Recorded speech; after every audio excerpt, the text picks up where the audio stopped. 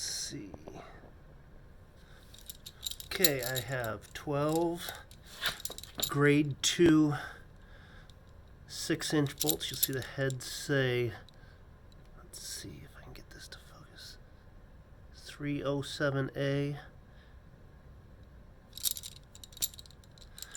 2, 4, 6, 8, 10, 12.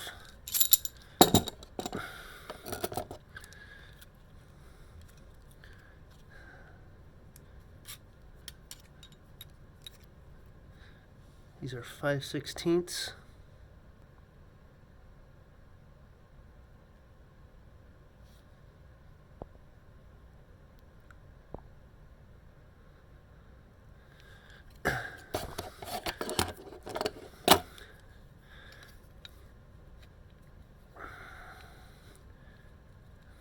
And these are 6 inches long. All right.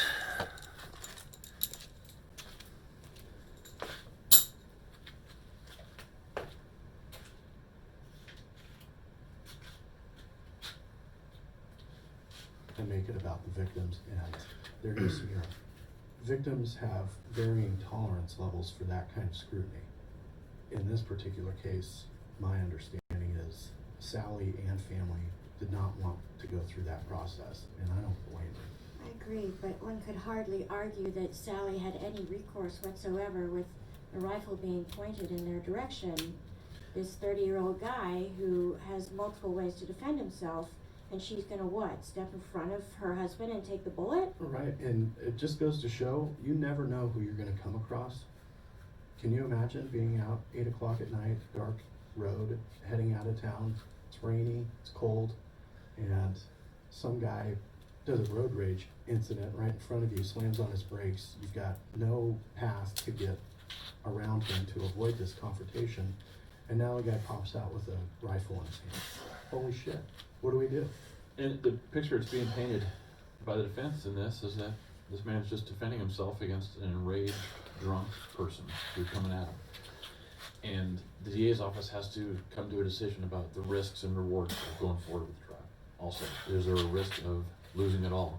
And this sharp attorney and his polished client with a Marine Corps vet.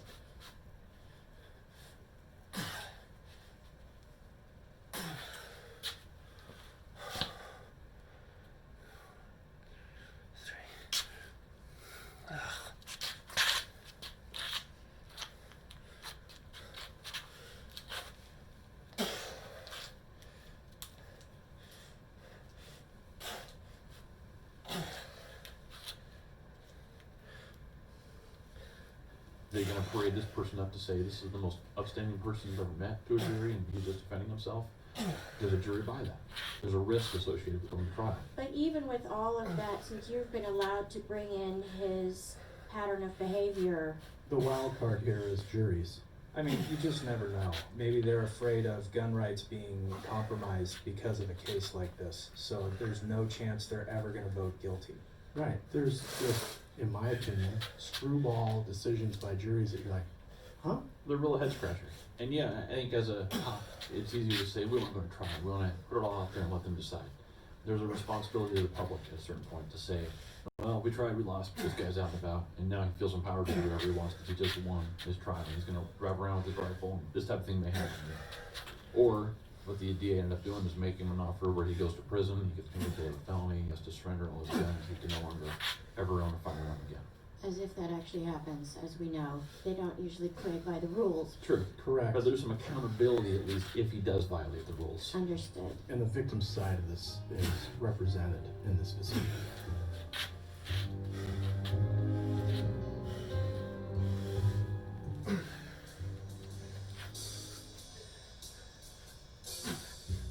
Hey, Small Town fam. We know you love True Crime Podcasts because you're here. But you might get worn out by all the murder and the death. We get it. So we think we have just the thing for you. Lacey Mosley AKA the Scam Goddess. loves fraud, hoodwinks, hoaxes, swindles, and double crosses, which is why she created her new show, Scam Goddess. A podcast dedicated to all things fraud, coming to Earwolf Tuesday, October 1st. Each week, Lacey sits down with some of our favorite comedians to talk about the hottest hoodwinks, greatest grifts, and dubious double crosses in history. That's impressive, the alliteration. Thank you.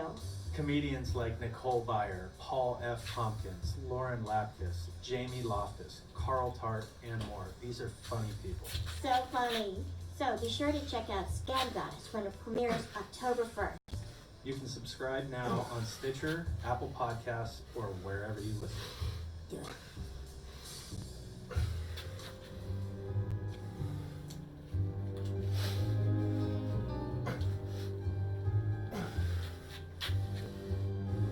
So what did Brad get? He ended up serving about 3 years in prison. No. He had been in jail for about a year by the time this came to trial. So he got his year in jail plus 3.5 years or something like that.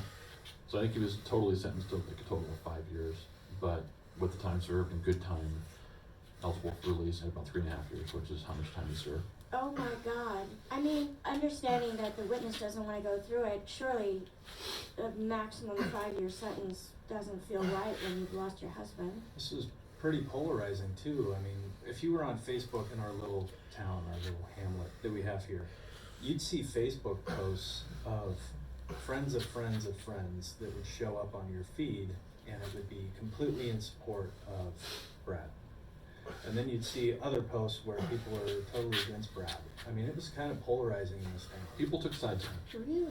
They lacked the facts to make a fully informed decision. They see what's in the paper, what's on the news. Yeah, that Brad was the victim and that he was just defending himself when they don't know all these other facts. Right, and so going back to this road rage incident that precedes the shooting, is that this other major intersection, after William and Sally had left the bar they were at, they go to drive home.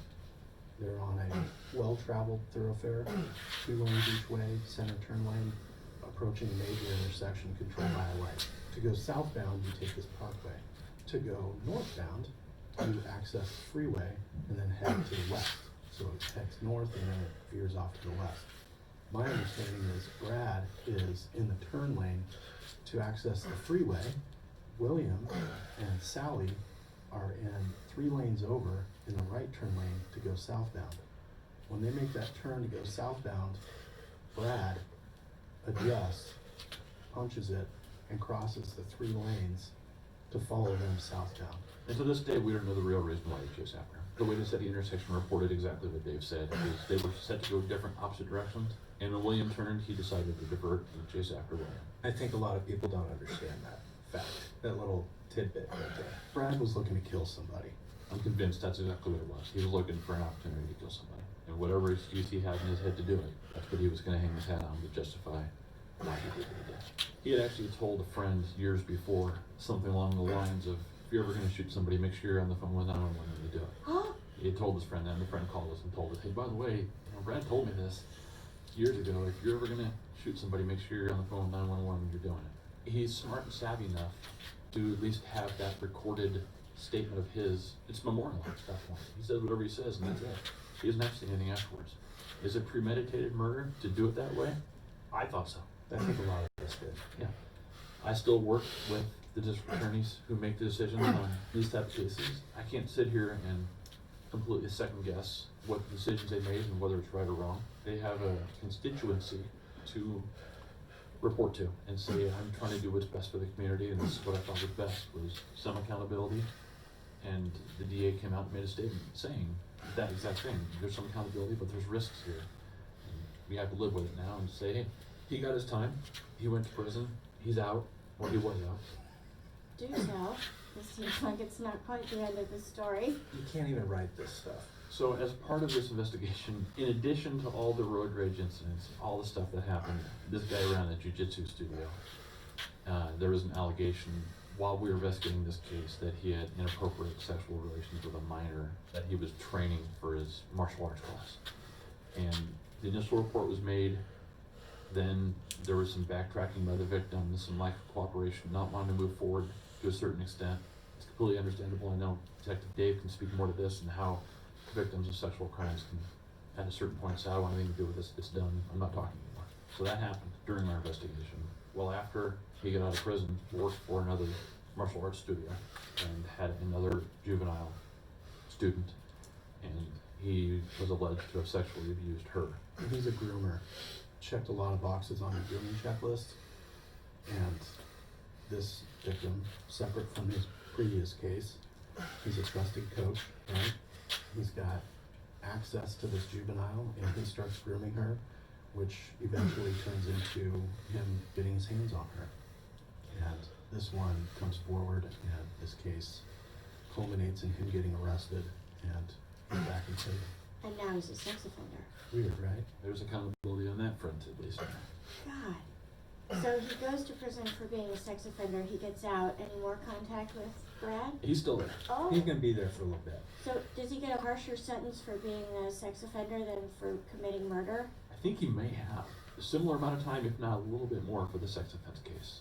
Part of what gives him more time is because of his previous case. I see. So you're saying that the fact that Brad had been accused of sexual contact with a minor previously, even though that girl ultimately didn't want to press charges, that factored into the sex abuse case where the minor did press charges, and the combination of those two things got him a longer sentence. Yeah, so he's got some aggravating circumstances about his past, which lands him in a different box on the sentencing list. If it wasn't for those people coming forward to give us some history, we certainly wouldn't have been able to move forward in this case to a grand jury indictment, let alone a conviction of any kind. George, my recollection is after Brad was released from prison for the shooting, he paid you a little visit, didn't he? He did. He had come down to the police department a couple times. I missed him. I was out and about for whatever reason, working. And about the third or fourth time he'd come down, I happened to be here, and record staff said, "Hey, that guy, he's in the lobby. He wants to talk to you." Okay. So I went out there and met with him, and had a very cordial, professional conversation with him. I can only speculate why he came down there. To me, it almost seemed like a way to, rub my face in, haha, here I am. I only served a little bit of time and I'm out now. It was just an attempt to, I think, maybe ruffle my feathers a little bit. Like, you didn't affect my life at all. Yeah, it was maybe a speed bump in his life. I didn't take the bait on it. I just kept it professional, shook his hand, had a brief, cordial conversation with him, and we parted ways. Damn. George, it is always, I don't know if one can use pleasure when referring to murder and sex offense, but you, George, are a pleasure, and we so appreciate how you do what you do. What an incredible case. Thank you. Fun to talk to you about it. Thank you. If you enjoyed this episode, be sure to listen to the special bonus episode with the one and only Paul Holes. Best known for his work on the Golden State Killer case, and that comes out October 11th. Paul will take you through two fascinating cases that highlight the extraordinary mental and physical challenges homicide detectives face. You don't want to miss this one. Small Town Dicks is produced by Gary Scott and Yardley Smith and co-produced by Detectives Stan and Dave. This episode was edited by Soren Bajan, Gary Scott, and me, Yardley Smith. Our associate producers are Aaron Gaynor and The Real Nick Smitty. Our music is composed by John Forrest. Our editors extraordinaire are Logan Heftel and Soren Bajan, and our books are cooked and cats wrangled by Ben Cornwell. If you like what you hear and want to stay up to date with the show, visit us on our website at smalltowndicks.com and join the Small Town fam by following us on Facebook, Instagram, and Twitter at smalltowndicks. We love hearing from you. And if you support us on Patreon, your subscription will give you access to exclusive content and merchandise that isn't available anywhere else. Go to patreon.com/smalltowndickspodcast. That's right. Your subscription also makes it possible for us to keep going to small towns across the country. In search of the finest, rare, true crime cases told, as always, by the detectives who investigated them. So thanks for listening, Small Town fam. Nobody's better than you.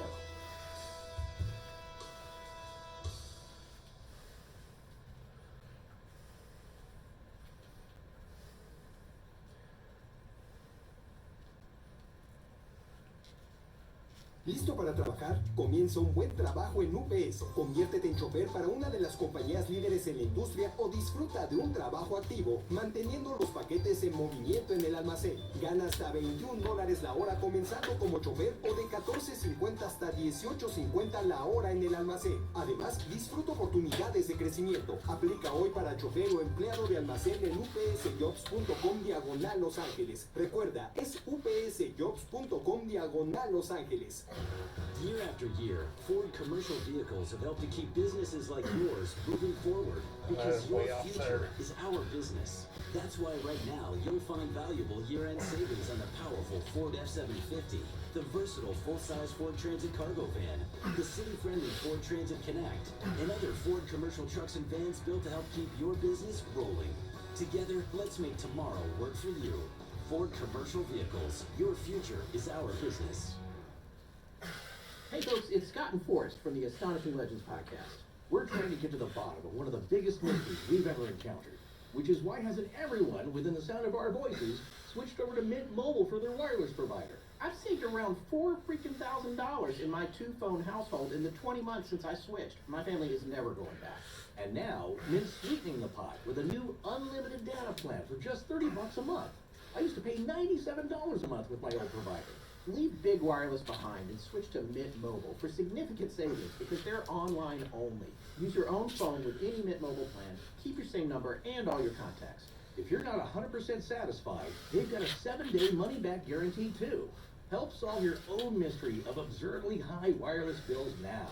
To get your new unlimited wireless plan for just $30 a month and get the plan shipped to your door for free, go to mintmobile.com/wireless. That's mintmobile.com/wireless. Cut your unlimited wireless bill to $30 a month at mintmobile.com/wireless.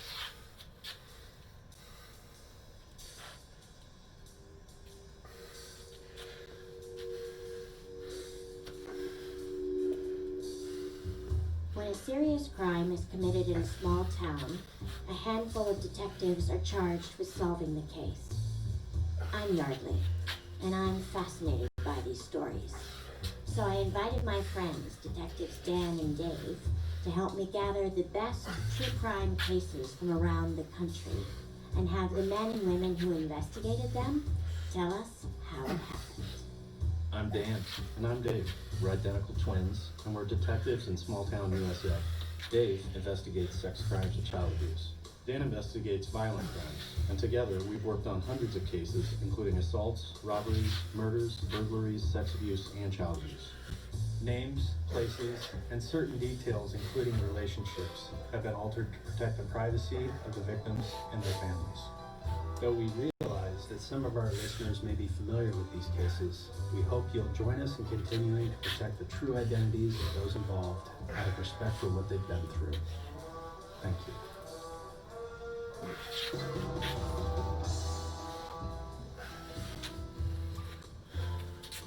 Today on Small Town Dicks, we have the usual suspects. We have Detective Dan, Happy to be here.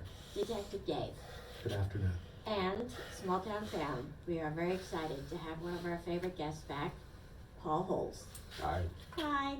how's it going? Good. Good. So Paul, for the 1.5 listeners who may not know, you are most famous for helping to break the Golden State Killer case, a phenomenal achievement, but you have a long and storied and successful career before that amazing moment in time, and so we're going to walk you back, and we'd love to hear about some of your other memorable cases that you are most proud of. I've got a story I'll tell. It's not necessarily the most memorable case, it's a very interesting case, but as you'll see, it was very memorable for me. And in this case, this is one where we knew the offender before we knew anything else. Oh. So this offender had a brother who was sitting in a bar and talking to his bar friend and was basically saying, guess what my dumb brother's done? And proceeds to tell this bar friend how his brother has killed 2 women and didn't realize that his bar friend was a confidential informant for one of the local agencies. Know your audience. Wow. Exactly. So the details initially that were provided was the first victim. She was a sex worker out of San Francisco, and actually a higher class type of sex worker. And the offender is interesting in the fact that he's deaf and mute. So could you imagine trying to negotiate a deal? So there's potential there for some miscommunication. Right. But he was a repeat customer. And at a certain point, he had formed, in his mind, a relationship with this woman. And they're sitting in the front of his truck. And he communicates, "You're my girlfriend." And she goes, "No, we're not. This is a business relationship." He proceeds to pull out a knife and stabs the woman to death. This is where he goes to his brother, the one that's sitting in the bar. I'll call him Ray. And communicates to Ray, "I've got this body." And they proceed to take the body out the end of the road where they're living, which is a hillside. And they would strip all the clothing off, wrap this nude body in plastic, and bury it in a shallow grave on the side of this hill. 6 months goes by, and the offender has now formed another relationship with another sex worker out of San Francisco. Same type of interaction. "You're my girlfriend." "No, this is a business relationship." He ends up stabbing her. Goes back to Ray, and Ray's going, "I'm not helping you this time." So now the offender has left to his own devices. He goes out to one of our local towns and disposes of the body just on the side of the road and puts a bunch of trash on top of the body. And then 2 weeks later, that's when Ray is sitting inside the bar saying, "Guess what my dumb brother's done?" It's an interesting characterization that you would only call it dumb instead of vicious, evil, misguided, all of the other more depraved things, descriptions you could give them. Yeah, I'm just relaying how Ray described his brother, right? Fair enough. So anyways, now we have a shallow grave that we have to locate. We bring some dogs out, and the dog gets on a location on the side of the hill.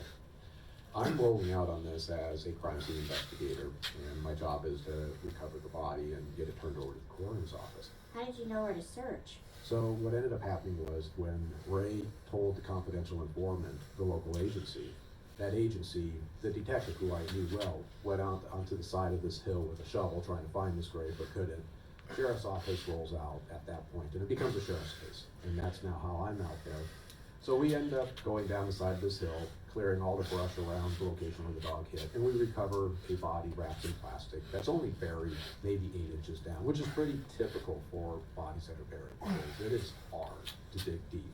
It takes a long time. So usually bodies are very, very surface, it's very superficial. So me being me, I'm thinking, this guy killed 2 women 6 months apart. Maybe he's got more victims out here that we don't know about. So now I'm going all over, crawling all over the side of this hill, going through all this brush, and I don't find another grave. All that brush I was going through was poison oak. I'm immune to it, but I know people who aren't, and oh my god. I'm already itching right now. I'll revisit that issue in a second. Oh. So now it's a matter of processing where the offender lived. The offender lived with his mom right down the road from where that grave site was. And Ray lived in a fifth wheel on the driveway. So the family basically is in this location. A fifth wheel? Like one of those RVs that doesn't drive itself. You have to hook up, go pick up. Oh, okay. Ray actually was cooking dope out of the fifth wheel. But Awesome. Pretty standard. yeah, you start getting a picture of the type of location that this is. They'll go into the offender's room, searching for evidence, and he has one of those Craftsman tool chests inside his room, and it's locked. I can't pull the drawers open, so I end up popping the lock, and I pull open one of the drawers, and the drawer is filled with Polaroid photographs of women. Random women that he's photoed while walking down the street. Hard bodies like at bars, where he's got his arms around these women, or at the racetracks, and you're starting to wonder, are all these women safe? Are any of them missing? So we don't know. But now it's like we've got to start identifying all these women. Inside his room, he had a brochure for the local deaf school. And like I said, he's deaf and mute.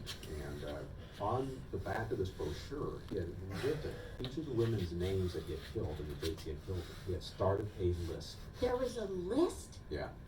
We knew the identity of the 2 women that he had killed, and it was their names and the dates. And so we could determine, how long the one had been in the grave, which was over 6 months. This list, is it just the 2 names? It's just the 2 names. And so that's where we think He only had 2 victims. Because he would have written them down. Yeah, I think so. One of the aspects about this case, the first victim in the grave had been buried in, I believe it was August, and they were recovering her after the rainy season. And she's been wrapped in plastic.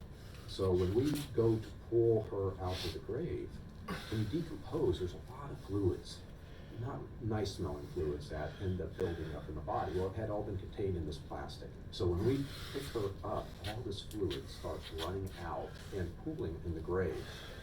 The coroner's deputy, who's up the slope from where I'm at, he ends up slipping. He's able to recover, but that jostles the body where the woman's leg ends up falling out of the plastic and falling right into the pool of decomp fluid. And where does it go? It splashes all over me. On top of your poison oak. Yeah. Anyways, this is a big case, obviously, and we're still working this case for a week. 2 days after we covered the body from the graveside, I get a little red dot forming on my forearm. It's like a flea bite, right?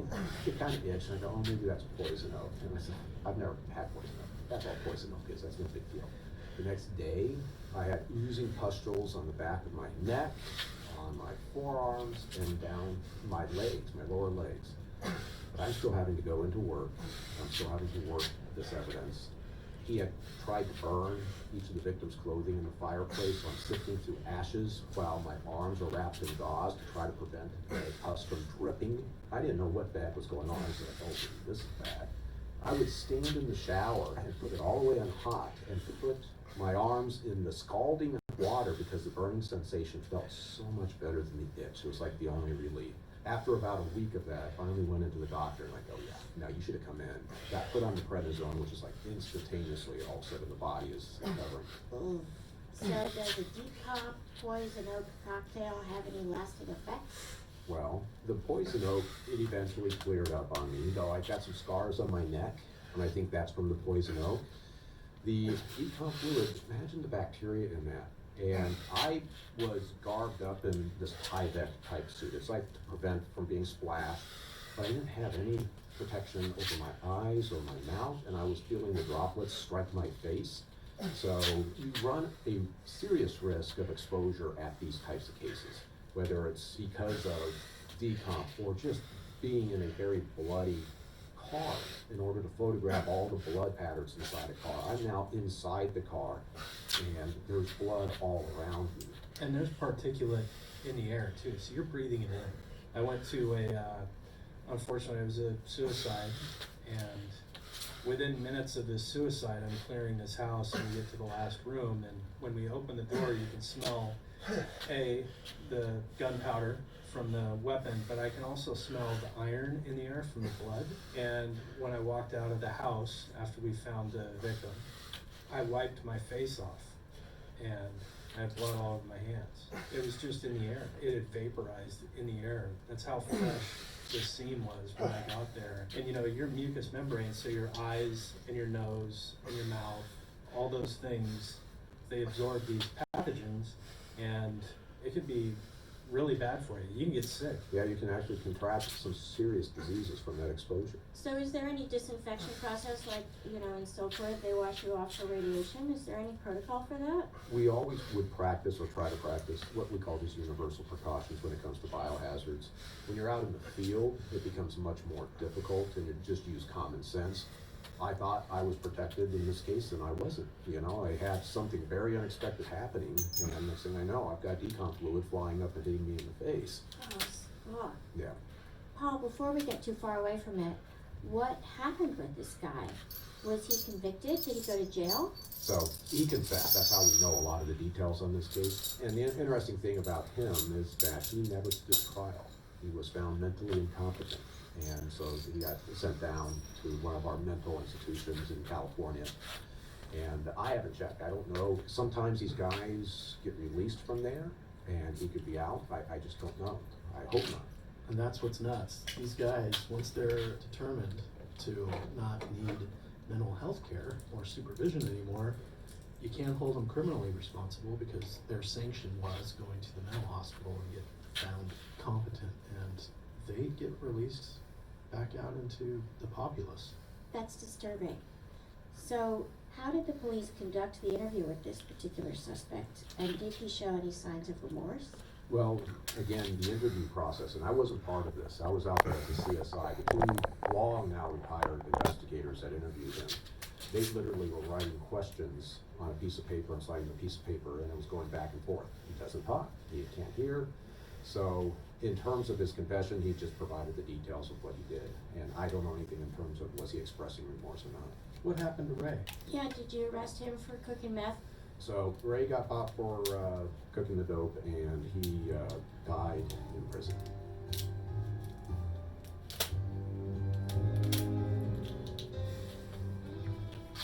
Hey, this is Detective Dan from Small Town Dicks.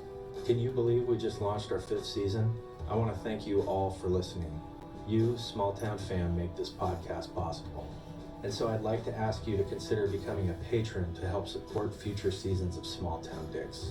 Your small monthly donation, the cost of a single cup of coffee, and maybe a donut, will help cover operating costs, travel to and from the small towns we highlight, and golf lessons for Dave. There's a lot going on behind the scenes to keep this boat afloat.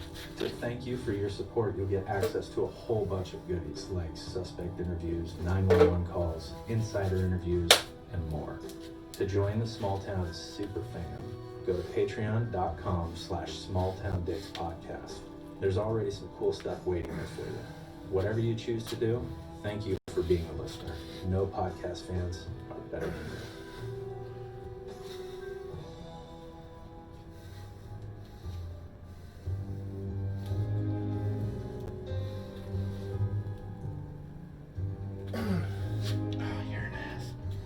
I think one of the things that I've learned on this podcast that's really surprised me is that there are a lot of gooey, icky, sticky, gross biological hazards that you all encounter in law enforcement, and you don't even have to be the CSI technician for that to happen. You can just be taking pictures of the crime scene and stepping around pools of blood and things like that.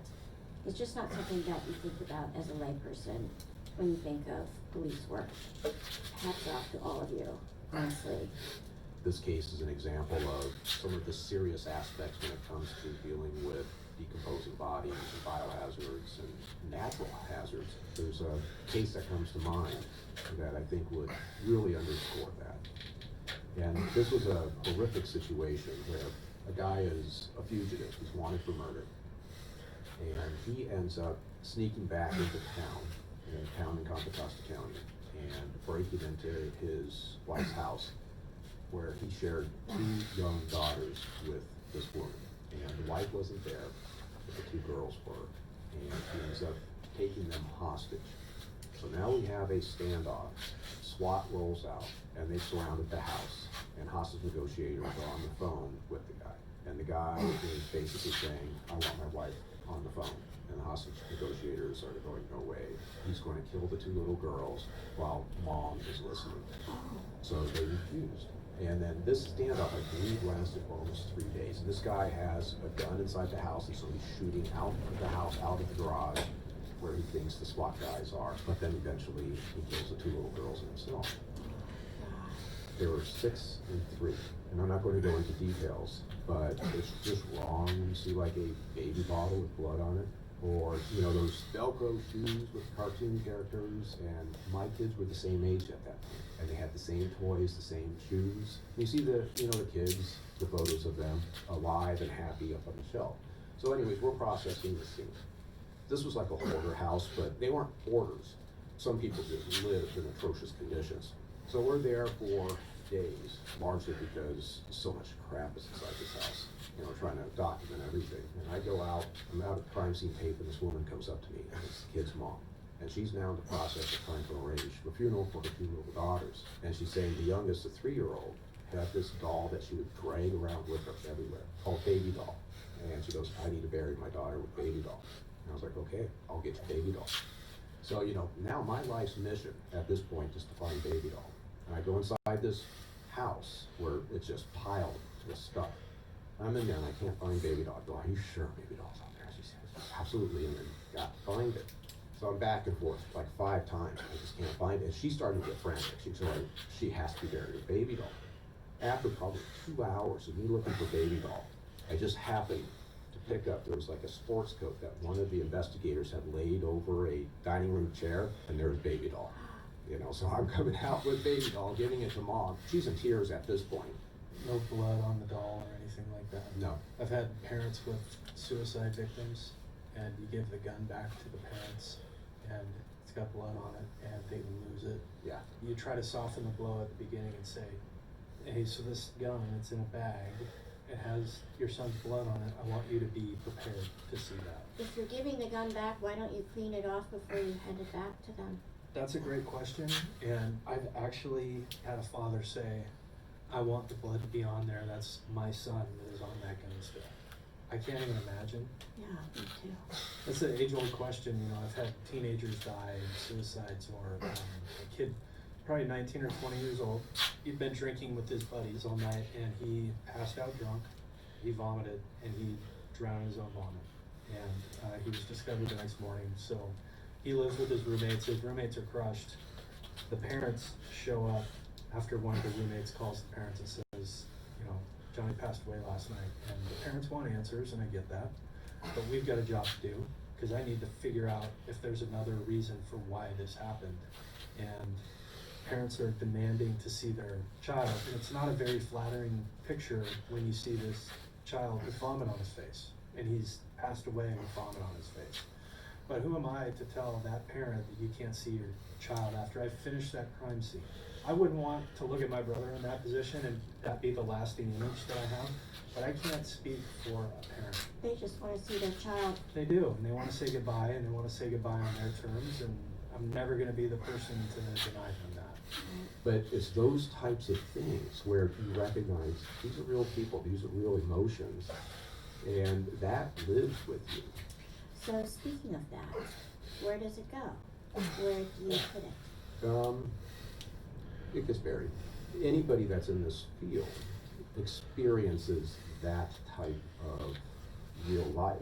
It has an impact. We're smarter now about it in terms of giving counseling for people. But back in the 90s, you know, you just had to tough it out. Did any of your FTOs, your field training officers, or any mentors that you had in your profession attempt to prepare you for moments like that? When I first got hired, no. That was something that you just started living. You started experiencing. As we got better with that, there was what we call peer counselors. People would be available that were in the agency or the county to go talk to. It wasn't part of the health type of benefit. It was more of, these are people who know exactly what you've gone through. And was there any shame in, say, if you sought out somebody in that peer group who said, I know what you've been through, or was it sanctioned and people like, no, you definitely should take advantage of that? It's one of those things where I think most of the people in the field don't take advantage of it because you don't want to be perceived as weak.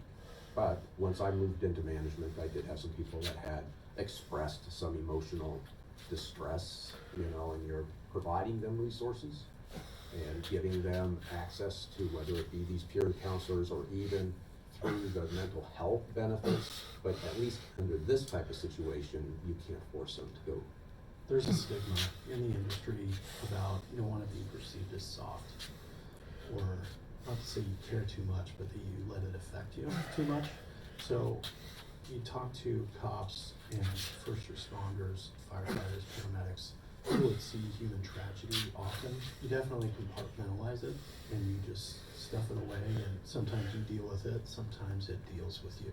So having a twin brother who's a first responder, and certainly when we talk to other detectives and Paul Holes, there's this brotherhood type relationship where we're on this side of the table and you guys are over there, and we know that you'll never know what we know, and you won't feel what we feel. We don't judge you for it, it's just, it's different. There's a connection. Right. And do you ever worry that the cumulative compartmentalization will impede your ability to remain empathetic? For me, we've always talked about the gallows humor and the comedy, the inappropriate jokes. That's kind of my way of maybe revealing that I'm affected by something, that it's bothering me. But to me, my day-to-day, I need to have that compartmentalization, and I need to be able to not be impacted to the point where I'm overanalyzing and now it's affecting my performance actually able to cope from day to day. I don't want it to affect my poise in the job. So I've said it before, but talking about these cases on the podcast is helpful for me because I get to see from the other side how it affects you, Yardley. And that's an added perspective I hadn't thought of because I'm on this side of things. But certainly talking to other first responders is really helpful too because you know what they know. Compartmentalizing it for me allowed me to be empathetic. It was like I was putting it in its own little box over here and I could just put it away and forget about it. If it was still on my mind and I was thinking about it too much, then it would make me angry and I'd be upset and I probably wouldn't be empathetic when I am talking to someone who's been victimized because it would harden me too much. So if I can stuff it in this little box, lock it away and just deal with it later, deal with it when I talk to Dave or whenever, that allowed me to kind of move past it. And you, Paul? You know, I think you have to compartmentalize. I'm naturally just empathetic, and that's in many ways why I've chosen the types of cases that I go after, and it's usually the women and children cases. Those are the ones that I have focused on, in part just because I'm so empathetic to that victim. And I think what then they were saying, in terms of just functioning day to day, you have to just separate yourself because you have to still be able to do the job and don't let the emotions influence how that job is done. This job has taught me a lot about what's important. That we see so many times where life for a family or life for a significant other changes in an instant. Their loved one is maimed, harmed, killed, and life has changed forever. So the little things that used to irritate me in life, say it takes a while for you to get your steak at dinner, that shit doesn't bother me. It's so insignificant in my life with the stuff that I actually deal with on a day-to-day basis, especially when I was doing sex crimes and child abuse investigations, that the little stuff that people would complain about, I used to always look at it and be like, get over it, deal with it. That makes sense to me. Like, Paul, he was finding a baby doll for that mother so that she could have the one thing that she needed in the midst of the greatest tragedy of her life. That's empathy. I get it. In that case, yeah, just from a psychological standpoint, emotional standpoint, that's hit me about as hard as any case. It's always amazing talking to you, Paul. Thank you so much for sharing that. Small Town fam, if you love Paul Holes as much as we do, check out our Patreon page for another fascinating episode from this singular investigator. This one is about the infamous NorCal rapist. Go to patreon.com/smalltowndixpodcast for this and other snackable bites. Go, right now, go! And just one more thing before we roll the credits. Small Town Dix is taking a week off to record some new episodes and, wait for it, so Detective Dave can finally take some golf lessons. Woohoo! So you won't see a new episode from us next Friday, but we hope you'll do what we do and re-listen to some of your earlier favorites. And then we'll return on October 25th with the first of a new 2-part series we're calling Bad Company. See you then. Small Town Dix is produced by Gary Scott and Yardley Smith and co-produced by Detectives Dan and Dave. This episode was edited by Soren Bajan, Gary Scott, and me, Yardley Smith. Our associate producers are Aaron Gaynor and the real Nick Smitty. Our music is composed by John Forrest. Our editors extraordinaire are Logan Heftel and Soren Bajan, and our books are cooked and cats wrangled by Ben Cornwell. If you like what you hear and want to stay up to date with the show, visit us on our website at smalltowndix.com. And join the Small Town fam by following us on Facebook, Instagram, and Twitter at SmallTownDix. We love hearing from you. And if you support us on Patreon, your subscription will give you access to exclusive content and merchandise that isn't available anywhere else. Go to patreon.com/smalltowndixpodcast. That's right. Your subscription also makes it possible for us to keep going to small towns across the country In search of the finest, rare, true crime cases told, as always, by the detectives who investigated them. So thanks for listening, Small Town fam. Nobody's better than you.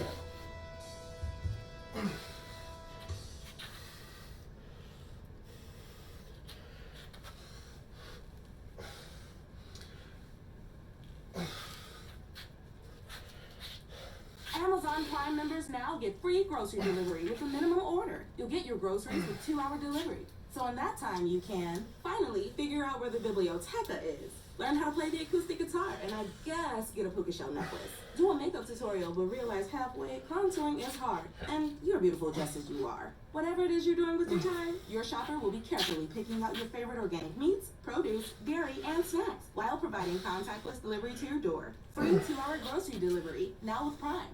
Dunkin' is here to keep you running with a much-needed taste of normal. To work, home, or work from home, with the coffee you like, just the way you like it. Whether that's a small hot black coffee, your daily 2 p.m. latte, or a bacon, egg, and cheese croissant and a medium iced coffee with oat milk, 1 sugar, 2 pumps of caramel, 1 pump hazelnut, a swirl of French vanilla, and a shot of espresso. I call it my PM pep rally. You should really Whatever it is that gets you running, Dunkin's got you and always will. America runs on Dunkin'. Join host Gene Marks in our Paychecks Business Series podcast as he talks with real business owners and experts on real issues, including business innovation, navigating the road to recovery, and finding ways to thrive in the future. From politicians to marketing gurus and social media experts, we've got great guests such as Rich Rowell, Vice President of Small Business at Facebook, Meredith Schmidt, Executive Vice President, General Manager of Salesforce Essentials, and SMB at Salesforce, former 2020 Democratic presidential candidate Andrew Yang, and more. Listen and subscribe at paychecks.com/business series. All of these scenarios were running through our head. He's got a long history of theft, burglary, stolen cars, firearms. His criminal history is extensive. This is an enterprising criminal. He's been around the block. When a serious crime is committed in a small town, a handful of detectives are charged with solving the case. I'm Yardley, and I'm fascinated by these stories. So I invited my friends, Detectives Dan and Dave, to help me gather the best true crime cases from around the country and have the men and women who investigated them tell us how it happened.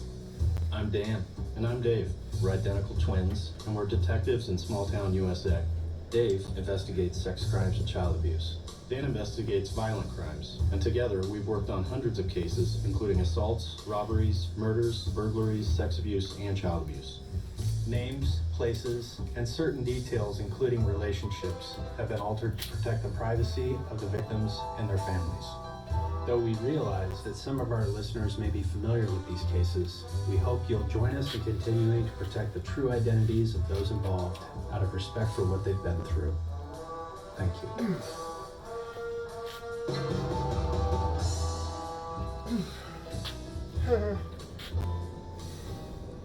Today on Small Town Dicks, we have the usual suspects. We have Detective Dan. Good to be back. Such a pleasure. And we have Detective Dave. Good morning. Good morning. And we're very pleased to welcome back to the podcast, Detective Jay. I'm excited to be here again. Thank you for joining us this morning. So, Jay, you have a really interesting, rather complicated case for us today. Tell us how this case came to you. So this occurred in 2016. There was a call to our dispatch about a subject in the roadway. You mean like a person? Yes, person in the roadway near a park that's actually very close to our police station. So a citizen calls in and reports that while they were on their way to this park to do early morning exercises, they observed a person laying partway in the roadway. Tell me exactly what happened. There's a guy laying in the middle of the road, kind of like breathing. I mean, he's back and forth. I think he's a homeless guy. I was gonna stop, but I just am not comfortable doing that. We're here to exercise. So if you just come in Sunday and just park, he's just right by the bridge. He's lying in the roadway, or yeah, he's kind of on the side, but he's definitely in the out lane. I mean, you would hit him if you were in the out lane, going out. He's still there. I can see him from where I'm standing. This type of call for police in our city happens many, many times a day. So there's nothing unique whatsoever. There's somebody who's passed out on the lawn somewhere, on the sidewalk, laying down, somebody in the roadway.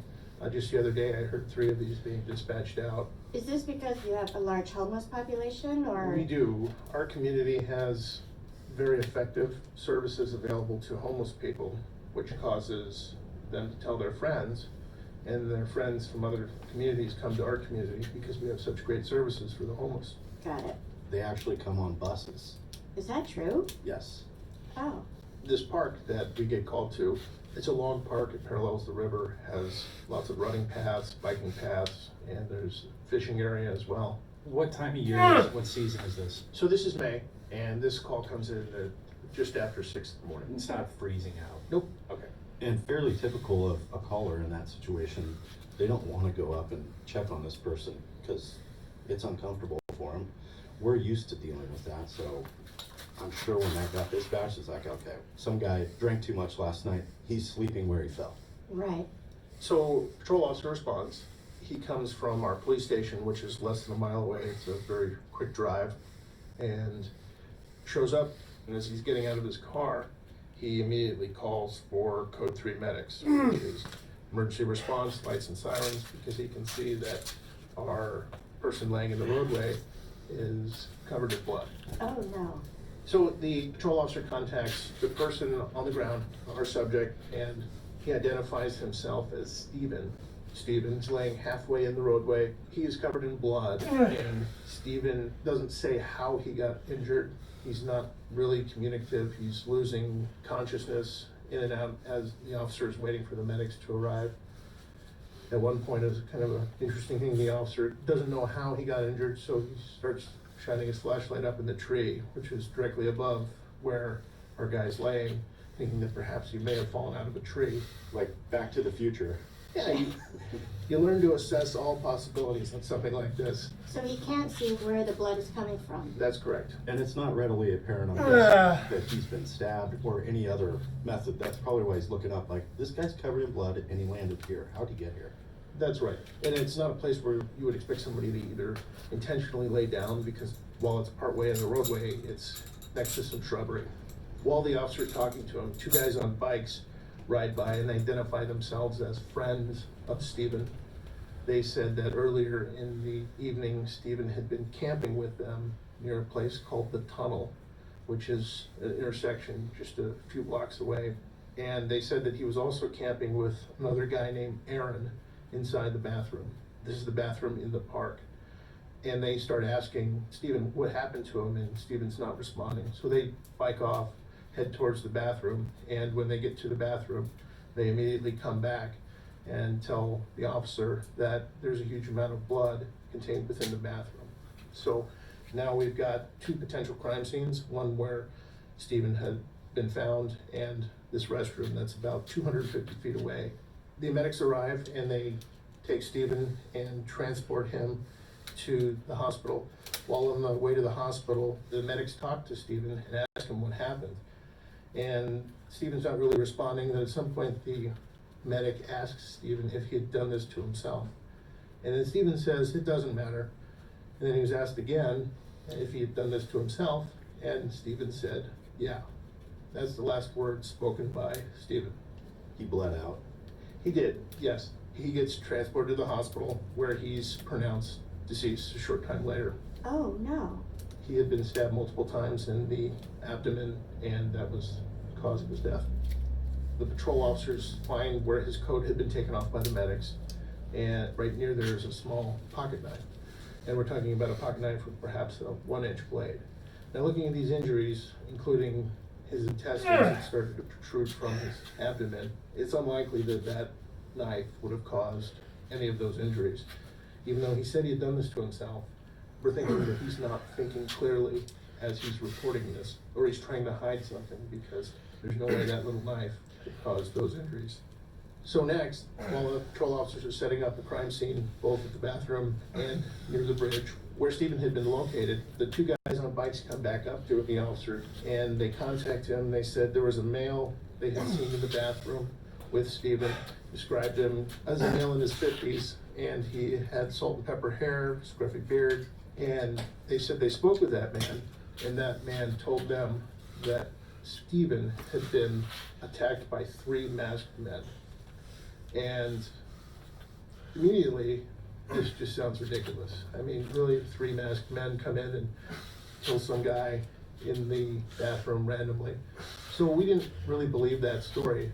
The 2 friends of Stephen on the bicycles, we got the idea that they knew more about this and they were minimizing their involvement. There's many reasons why somebody may minimize in this situation. Is they're probably afraid of reprisals from other people within the community, and they don't want to be perceived as somebody who talks to the police. Are they suggesting that the 50-year-old salt and pepper man in the bathroom just stood by while 3 masked men stabbed Stephen in the bathroom? That's exactly correct, and that's why we had such a hard time believing this, because this one guy was unharmed, and yet Stephen was attacked, and this guy did nothing to prevent this or stop it, and he's nowhere to be found. He's not in the immediate area of where this occurred. Okay. How many officers are on the scene now? Well, at this point, there's 6 patrol officers. I had yet to be notified. I received a call from our sergeant at the time, and I was told there might be a homicide, but he's still alive. When I received the call, he had not died at that point. I get up, get dressed, and I head into a local convenience store on my way, and I bought some coffee and other provisions. And when the clerk rang me up, she told me, oh, that'll be $12.49. No way. What's funny about that? So $12.49 is the police code that we use to reference a deceased subject. As far as I knew, Stephen was still alive, so referencing $12.49, I thought this to be quite the harbinger. And the time at this point was 7:18. It was the time put it on my receipt. So I pay for my items, take off, start driving towards the scene, and then I get a phone call from the sergeant. Says, well, subject's deceased, and he's deceased at 7:18. So he's 12:49 at 7:18. Okay, that's weird. Yeah, that's nuts. I even saved the receipt. Okay, so he's pronounced dead. I head to the scene. I check out the restroom where Stephen had fallen, and I begin to devise a plan with the other detectives. This was my first case as primary detective. I had worked a lot of homicides, but never as primary. So we identified this long path of blood from where Stephen had fallen. There appears to be a point in the middle where he had stopped in between the scene and where he was found, where he expelled a lot of blood. We couldn't tell if it was from him either aspirating or falling out of his clothing. So it's about 250 feet from where he was found to where the crime scene was. The bathroom is littered with blood. There's several spots where there appears to be cast off. Now, cast off is if you were to dip a stick in paint and throw it up, flick it up against the wall, you'd have the blood spots or the paint spots up the wall. Well, we find that there's 2 spots specifically, one against the restroom wall, and that has a gouge mark, and then cast off coming off that in the direction that the knife was used. You mean the knife they probably used on Stephen? Yeah. There's also a concrete bench in this restroom where it appears that this knife had struck the bench, blood had sprayed off of that, and then you can see the gouge mark from the tip of the knife going across the concrete in a different direction.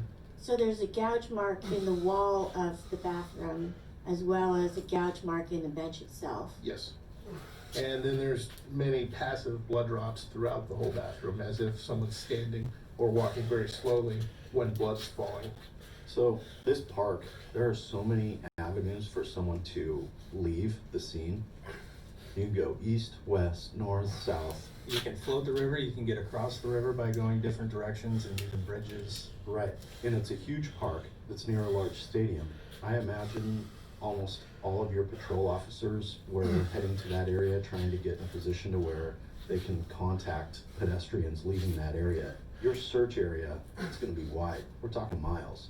Yeah, and this park and its bike paths parallel the river, which goes for many miles. So there's literally hundreds of avenues that you can depart from this one part of the park throughout the city. We had our lab come out and they sprayed what's called Amido Black AminoBlack reacts with blood, and it shows where blood may have been or has been.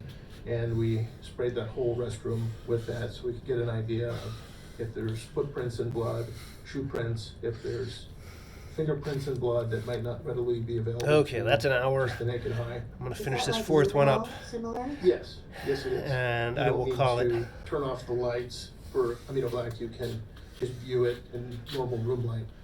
And this helped us identify several shoe prints that turned out to be Stevens. But no other unidentified shoe prints, for instance, from supposedly the three masked men or... At that point, we didn't know, but that is correct. We ended up contacting several people later that day and essentially getting consent from them to take their shoes because they had very similar footwear patterns, and we ended up buying several sets of clothing and shoes for people because they were of interest to this case. That was nice of you. Yeah.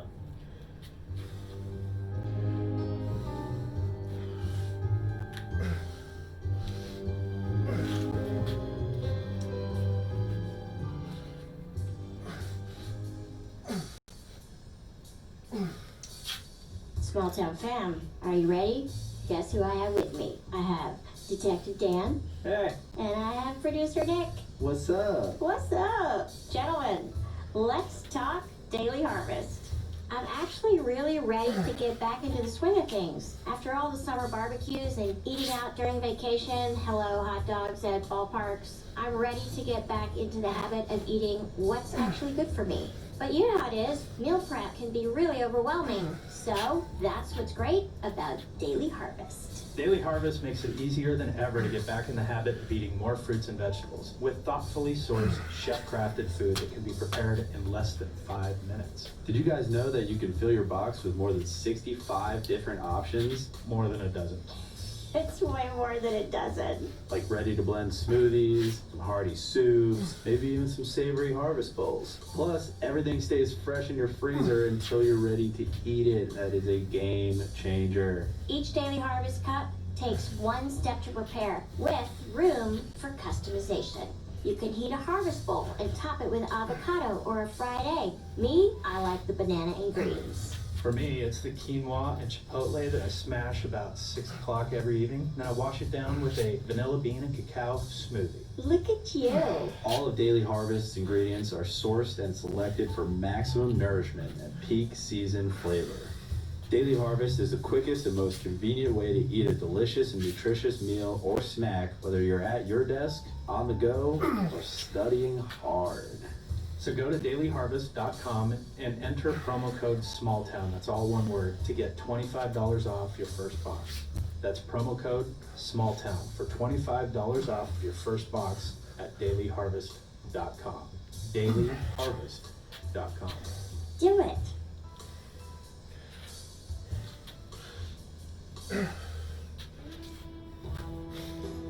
Hey there, this is Detective Dave, your favorite brother and co-host of Small Town Dicks. When we started this podcast a few years back, it gave us a chance to tell the true stories of small town detectives and celebrate the good work they do. Now, we're 5 seasons in, and the show is just getting better. I want to thank all of you for listening and to ask for your support. We'd love you to become a patron. For a small donation, just $5 a month, the price my brother pays for a pumpkin spice latte, you can join our small town super fam and help us cover the cost of our production staff, our travel, and maybe buy a golf ball that Dan will use for about 3 holes before he loses it. You'll get access to suspect interviews, behind-the-scenes banter, and other cool stuff. You can find our Patreon at patreon.com/smalltowndickspodcast. Whatever you decide, I want to thank you for listening. We can't do this without you.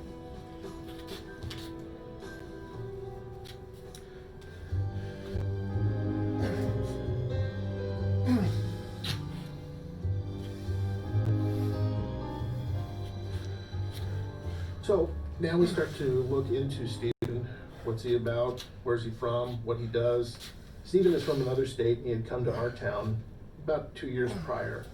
He's developed a serious methamphetamine problem. His criminal record is mostly petty crimes and drug possession charges. And he's got open sores all across his face from his use of methamphetamine. And he's not taking very good care of himself. How old is he? He is 25 years old at this point. That day, we made a death notification to his mother, and I talked to her about his history, and she said that he had previously been accused of sexually assaulting a family member.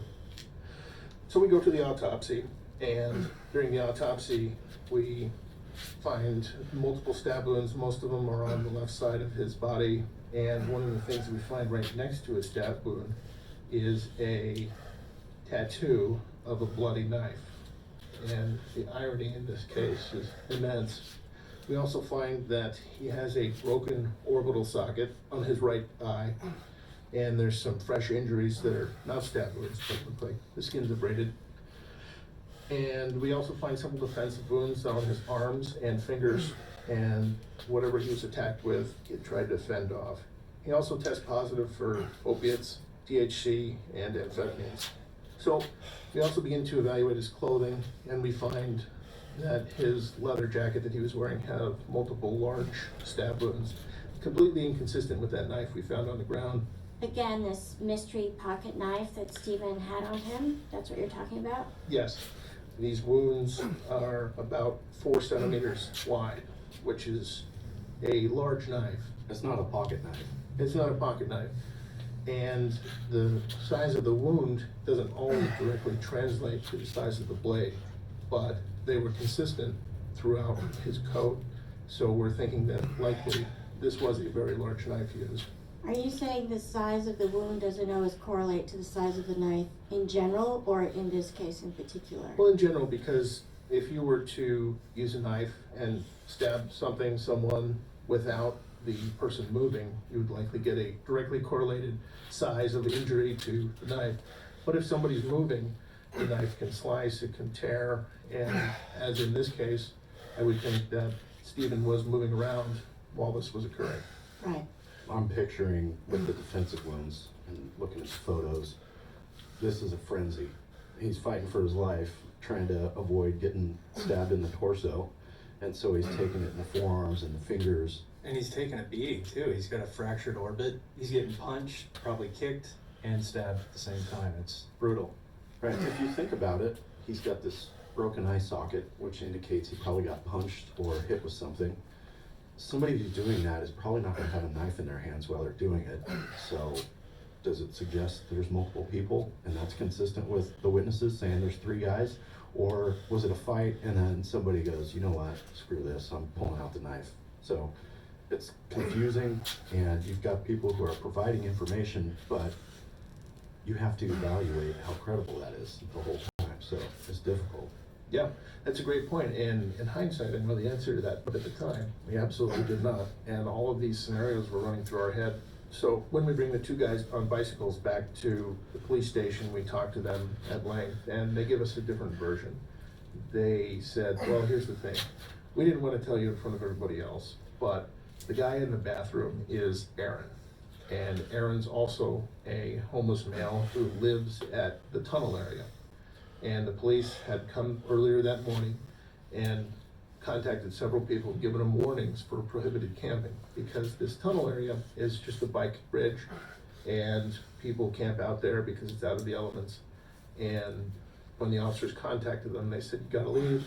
And so Aaron and Stephen both left and went to this restroom, which is about a distance of 2 city blocks away from the tunnel. So now they're saying it wasn't 3 masked men, it was just Aaron. Well, no. They're repeating to us what Aaron told them, that it was 3 masked men. But it's helpful because now you know who Aaron is, because the police hours prior have already had contact and ID'd this guy. So now it's not a, who's Aaron? We got an ID on him. It's probably the same guy. It's 2 blocks away and a couple hours prior to that. Yep. So we had all of our detective units come out, and we had them start canvassing up and down the river bike paths and contact everybody they could to see if they had any information on what had occurred. One of our detectives contacted Aaron, and he denied having anything to do with this and said he didn't know Stephen, but that detective was keen enough to take a photo of Aaron so we could identify people, and if we needed to talk to them later, it would help us. Is that something you usually do in investigations? Yes. So a records check of Aaron shows that he has many arrests, about 80 arrests in our community. Wow. And probably another 100 in the state that he's from. Thefts, drugs, He doesn't have a violent history, but he has a reputation of being a fighter on the street, so he hasn't been convicted for any assaults. And as we found out later, he also had a reputation for assaulting people with little notice.